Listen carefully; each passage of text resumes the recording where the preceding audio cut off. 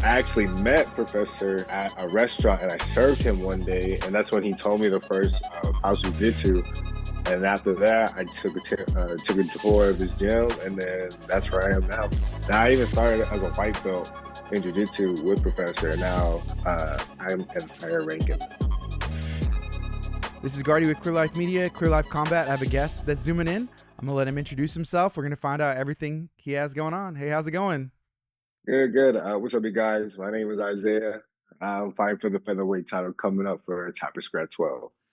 Okay, if somebody hasn't seen you fight before, let them know why should they watch you? Why should they watch you fight for the title? Reasons why, because I mean, I'm gonna give y'all a show that you're always gonna remember. So coming to this fight, I'm super excited. I'm stoked, and I can't wait to everyone to see the fight. Where are you from and why'd you start fighting? I'm actually from a small town from Coral, Texas. I started fighting at least 2 years ago. I was just trying to figure out my life, and I never thought being an MMA fighter would actually change that. And then ever since then, it's been history, and now I'm fighting for the title. Yeah, but how many fights have you had, and I guess how have I've they had gone? a And seven fights. that's a lot of fights, right? Yeah, that's a lot. That's about eight fight. So it'll be 8 fights, and you just started training, I guess, about 2 years ago. Yes, sir. Mhm. What is it that's made you want to just, I guess, stay busy or keep getting back in the cage? That's a lot of fighting. I mean, be more consistent, and plus, the more you train every day, the more you learn so many things every day. So I just like to be consistent because if I take at least like 1 week off, it's like down here, and I get all like, whoa, what do I do again? So I just love training, and I love the atmosphere, especially where I train at House Jiu Jitsu. I just love being around everybody, and just being around my teammates because they always give me motivation. Yeah, that's in San Antonio, right? Yes, sir. Downtown. Yeah. What's it like training there?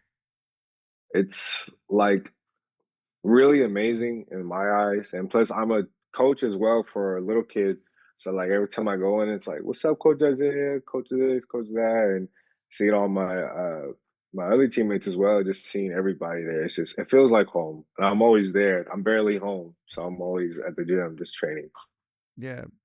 7 fights in 2 years, and now you're fighting for the featherweight title. When what kind of factors go into making that decision to go to the next level, and is that something that you desire to do to turn pro?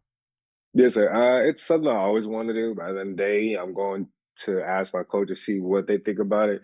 Because I could say I want to go pro, but I usually go to my coaches first before I make that next decision. Yeah. Who are your coaches there? I got Professor, he has like what I call him his name, Professor Jacob, uh, Professor Coach Gunner, Coach Jake, Coach Fernando, and then Coach Ernie. Just there's so many coaches that I have. That's insane. Yeah. I've heard a lot of really good things about House of Jiu Jitsu there downtown, and I had a chance to talk to Professor Jacob. This was probably about 2 or 3 years ago. There was a competition that he was competing in, and I Mhm. talked to him briefly. This was a long time ago, whenever we had first kind of started doing things like this, but I've heard a lot of good things about the culture, specifically the setup of the gym. I guess speak on the culture there, and I guess what's offered. I mean, everything is offered there. Like, we have like jujitsu like downstairs. You got Muay Thai upstairs. You got a weight room. We even got a new thing called a Speakeasy Muay Thai donation base. Everyone's welcome. We're all open to arms. We also got another one. I forgot what it was for our militaries as well. They can also come in as well. So we just promote ourselves out there and be like, hey, come to the gym. You guys will take care of you. And we're always getting new people all the time. And the atmosphere is just so amazing that I tell people all about it. So before 2 years ago, what was your focus in life, and how did you find yourself deciding that you wanted to do martial arts? I mean, long story short, I mean, I'm from a small town, so it's either get out, do something, or stay at the hometown. I was just struggling with like trying to go to school, trying to do military, and then one day I just came to a gym. I went to Ohana back then, and then I was doing that for a good year and a half, and then I saw Professor Jacob. I used to be a server as well. I'm still a server to this day at Pluckers. I actually met Professor at a restaurant and I served him one day, and that's when he told me the first of house jujitsu. And after that, I took a tour of his gym, and then that's where I am now. And I even started as a white belt in jujitsu with Professor, and now I'm in higher ranking now. Yeah. Man, what's it like trying to juggle, working full time? I mean, to fight 8 fights in, 2 years or so, that's you have to be training full time too. What's it like handling that or even having friends or all that stuff? What's it like? I mean, it's like I'm always busy. I don't go out. I don't really do much. Like I even tell my coworkers, like they always tell me, like, "So what do you do?" I mean, I do MMA, and then after work, I go straight to training. Or if I work in the morning, if I work at night, I'll go train in the morning. Like I'm always being consistent. And I just don't go out. There's no point because I'm trying to get to where I am because I have sacrificed a lot for myself as well, especially for my family. But at the same time, trying to chase my dreams and goals. And I also thank pluggers because they're the reasons why I take so much time off, and then to where they still let me do what I love, and I appreciate them for that. Yeah. Talk to me about Tapper Scrap. What's it like working with that organization and Peter? Man, I love Peter, man. I've been working with him for like years. Just being in that type of scrap, it's awesome. I remember my first time at type of scrap, the atmosphere was just so amazing, and the way how he does his promotion, it's well beyond. And plus, it is in Victoria, Texas. I am from Coral, so it's 30 minutes from my hometown. So I have a lot of people in the area that would show some love and support for me. Yeah, and then to have the opportunity to fight for a title, what does that mean to you? Featherweight title. It's, it means I'm not gonna lie, it means everything to me. I never thought I'd be in this position as well. But at the same time, I'm very grateful and I'm very blessed to have this opportunity. And I'm gonna go on there and show the world who I am. Whenever you go in the cage, do you have a game plan, or as far I know, House of Jiu Jitsu, obviously, you said you started as a white belt there.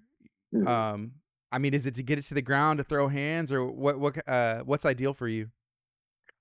I mean, honestly, it's gonna be a banger. And I just go in there when the cage closes, just always stay focused, always know what your coaches tell you to do because the coaches are right all the time. And I'm very grateful for that. So I just gotta be in there, my mindset straight, and just listen to my coaches the whole entire fight. What do you know about your opponent? His name is Oman Gray. That's his nickname. I got no bad blood against him or anything like that. He's a well-known, good opponent. I know he's fought a lot of good people, and he likes to bang. And I'll be like, okay, you like to bang? Bang with you too. So all I'm gonna say is just let the hands talk. Yeah. Do you know what Jimmy's out of, or what part of town he's from? I know he's in something. I forgot the organization. I mean, his where he trains at, but I know he's in Victoria, and then we're fighting in Victoria, so I'm coming in his turf. So that's what I'm saying. It's gonna be a nice fight. Yeah, I was talking to a young fighter the other day, Jay Aldretti. He went and Mhm. fought for for Fury, and he was making Yeah, his pro debut. I'm a big fan of Jay, but I asked him, I was like, "Man, do you feel like the villain going to Louisiana fighting the hometown guy?" What about you? Does that feel anything, or what does it mean to you going to a guy's hometown, even though you're from there, but you're from another, another gym now in San Antonio? You're mhm. going to his hometown. What does that mean? I mean, it feels like I feel like a villain too. Like at the same time, like I mean, I used to be in that area too, Yeah. so I'm gonna take back what's mine. What does your family think, or your friends say? Hey, I'm coming back to the area. I'm going to be fighting. What do they think about you going into the cage and having this title shot? I mean, at first when I first started, they were very skeptical. They didn't think I was gonna. I mean, it's my mom and my dad when they see me get hit, they're like, no, like, Mijo, no. But at the same time, since I've been fighting for so long, they love what I do. And the fact that they're a part of my journey for me, it's a very good blessing. And the fact that now I'm fighting for the title, and that's more exciting for them too. So they're very stoked. Yeah. Are you comfortable at this weight class? Is this the one that you think you're going to end up staying at? Oh, I'm very comfortable at weight class. As long as I just stick to my calories, stick to my diet, there's no issue at all. Yeah. I mean, you work. You mentioned, hey, you're working around food. Is it easy for you to stay disciplined? Because I know it's always easy with temptation around, and then you have this, really good food. What's that like? Man, it's I was just working yesterday. Like I was just serving these guests some food, and I was like, "That looks very good." I'm very disappointed that I can't have it right now. They're like, "Why?" And then that's when I tell them that I'm an MMA fighter. And we just keep talking and talking. They already tell me like, "How do you do this?" I'm like, "Just don't talk about it. Just I'm gonna just let y'all eat and then go through my day." Yeah. Do you see a lot of people come in that I guess are interested in combat sports, or that, whenever you're at work, that it just comes up? I mean, obviously Yeah, you're passionate about it, and most people who are either training or fans, they're passionate about talking about it too. Do you see that? I definitely see it because every time I see someone new every day, I always mention them about my gym, and it's crazy because I had a family who came in to my job, and then we're just talking, and I told what I do, and I told them a coach, and then a couple of days later, now they're at my gym, Yeah. and I just like bringing people to House Jiu Jitsu because it's amazing environment and it's a really good place to train, especially for your kids. How did you end up in San Antonio, and what do you think about the city there? Oh, I love San Antonio, man. I love the city here, man. I mean, long story short, it just started off from when I used to live with my grandma, and then I was with her for a good couple of years, and then um, I just came to this big city. We all love and support San Antonio, and I'm very blessed to be here because without HOJ, like I don't know where I'd be, to be honest. Yeah. Did you say that, but growing up, what kind of stuff were you into? Were you into sports at all, or Oh, obviously, one thousand percent. I was into like you name it. Texas loves high school football. yeah. I was into basketball as well. I played a little tennis, only like one time. It was a good workout. Man, you talk about that tennis. Like I tried to play a little bit growing up too, like in school, but I was like, man, this is hard. But now you see stuff like pickleball has gotten so big, where they have like these like restaurants and stuff that are just formed around it. Have you ever played pickleball? Man, I played that maybe one time. I even have one at my gym called the Lifetime, and I just see so many people at pickleball, and it's so insane. I didn't think it was gonna be that freaking, popular.